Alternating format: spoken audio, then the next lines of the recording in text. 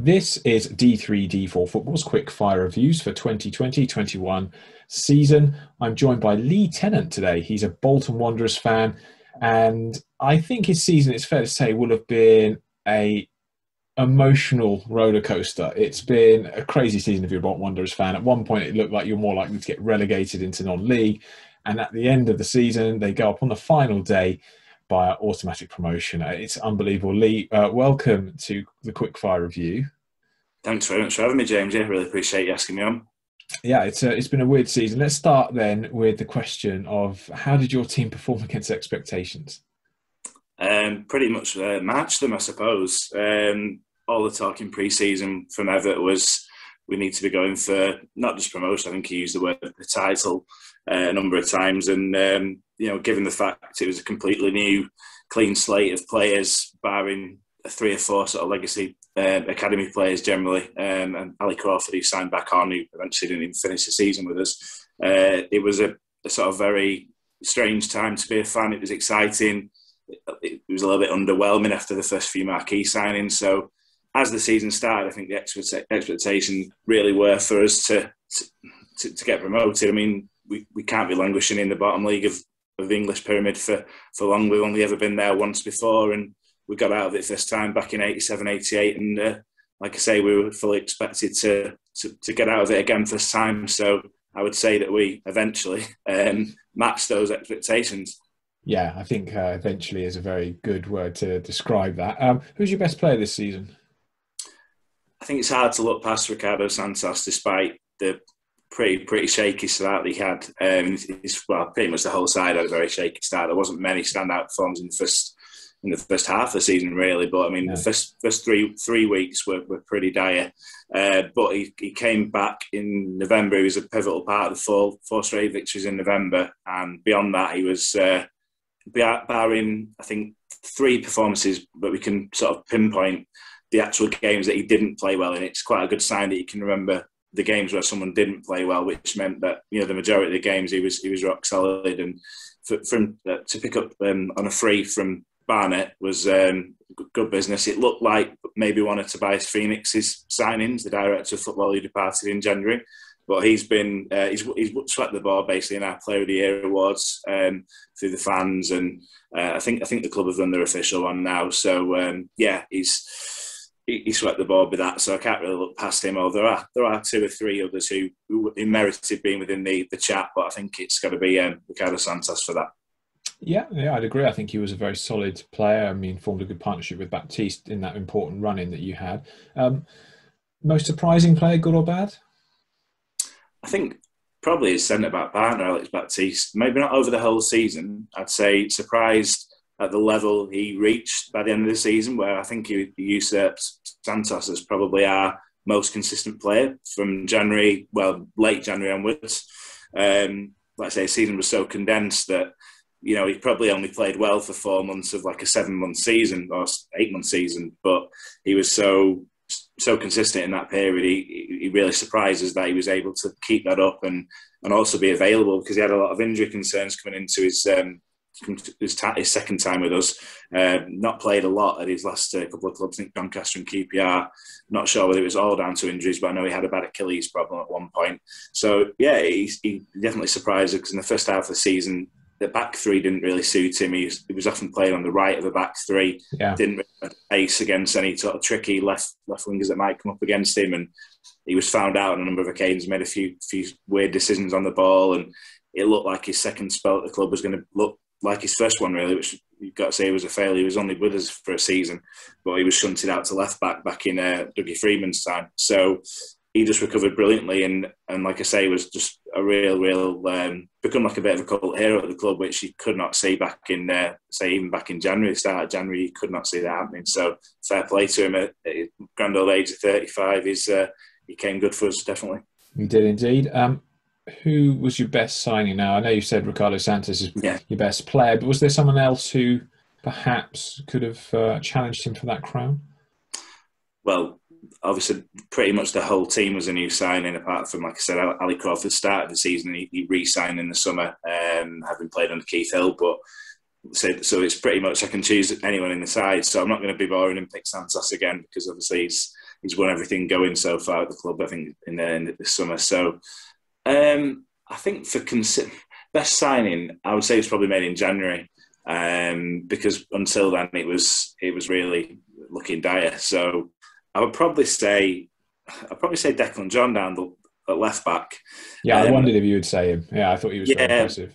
I hadn't actually. I've not actually sort of prepared this one. I looked through your 3 questions and stuff, but pre the show. But I think he just came in with that bit of extra quality that we really needed at left back. We hadn't played a back four, obviously, up until he joined, and he was just perfect for playing there, and forged a really good partnership with Dapo Afolayan, who I was considering picking as my best signing because he was a very big part of how we improved, despite him not getting the goals, and particularly the assists either, to really show how important he'd been. But I think Declan John had that.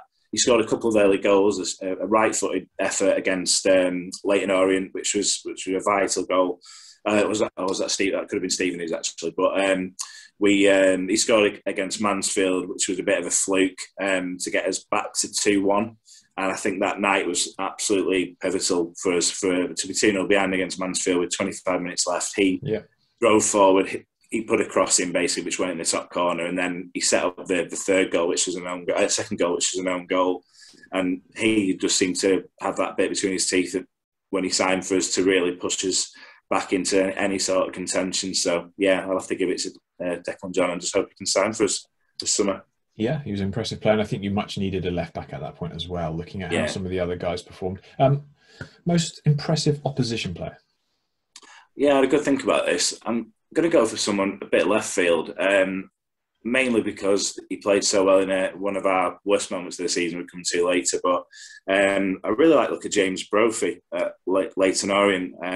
Perhaps didn't get as much credit from the media as many other sort of players left backs in the league, but I thought he was really, really good against us in the 4-0 victory for them at Brisbane Road. Yeah, and it didn't stand out hugely when we beat them, but we didn't batter them in the home victory. It was fairly hard fought, but they Leyton Orient certainly played very well that day. They beat us, and he just looked really bright and purposeful, and he sticks out in my head for some reason. Like I said, I did like him in the return game as well. There's probably been others who've maybe stood out much more, but I don't think we've really, despite a couple of heavy defeats, I don't think we've really been dominated fully in a game. And I think Brophy, he just stood out as someone who had a little bit of extra class and quality on the left side. What about team? Any opposition team that you've been most impressed with? Again, it's difficult to, sometimes when you look back at the start of the season, how bad we were, it's difficult to maybe tally that up and say, were the opposition particularly great, or was it more a case of us not functioning properly? But I said the best side who've come to us was probably Newport. They outplayed us the whole game. It was our third. It was the third game of the season for us, and it was our third loss. We had a little period just before half time where we came back into it, but they really could have scored, mainly from set pieces because we were all at sea. They could have scored 3 or 4 in the first 15 minutes, and they just played excellently as a team. Joshy in control midfield, and he was another one I was going to pick instead of Brophy, but I didn't really think he played as well in the return game at Rodney Parade. So I would say Newport County were probably the best side that I remember us playing.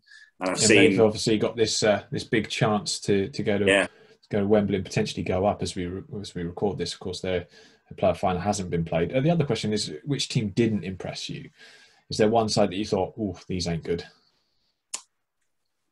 Looking back, I think possibly Southend at home. We beat them. That was our biggest margin of victory until the final day against Crawley. So we didn't win many games by many goals, but we beat Southend 3-0 at home. And once we went 1-0 up, you saw the heads dropped, and they obviously spent the whole season in a bit of a bad run of form. Really, can't really say they were in a particularly bad run of form then. But when we played them, we went 1-0 up, and then they sort of the heads dropped, and Alex Baptiste ended up getting 2 assists from right centre half. That kind of game where they look like they stopped tracking runners, and they just look like a team who were dead and buried. But they actually improved the form not that long after that game, weirdly. But they stood out to me as a team who were clearly struggling at the time, and obviously it turned out that way. We're getting relegated to the National League.